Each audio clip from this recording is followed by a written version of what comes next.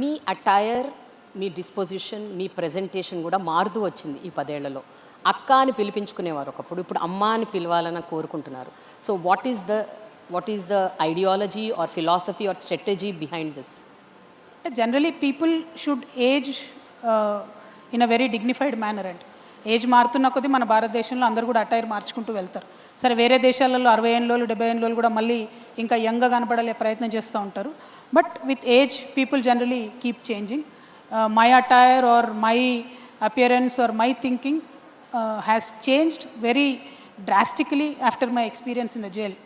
నేను చూసినటువంటి పావర్టీ కావచ్చు, చూసినటువంటి కష్టాలు కావచ్చు, లైఫ్ చాలా చిన్నది, ఈ చిన్న లైఫ్లో ఏదో పెద్దగా పనిచేయాలని అనుకొని నేను చాలా బలంగా ముందుకొచ్చానండి. మీరు అన్నట్టు why should you think like a mother not like a sister అంటే, సిస్టర్ బాధ్యత కొంతవరకే ఉంటుంది. మదర్ అయితే ప్రాణం పెట్టైనా కుటుంబం కోసం పనిచేస్తాను. నా ఇంట్లో లొల్లైతే నేను ఎంత తపనబడి పనిచేస్తానో, నా రాష్ట్రంలో ఏ మూల లొల్లైనా కూడా నేను అంత తపనబడి పనిచేయాలని అనుకుంటున్నా. కాబట్టి I want to think like a mother.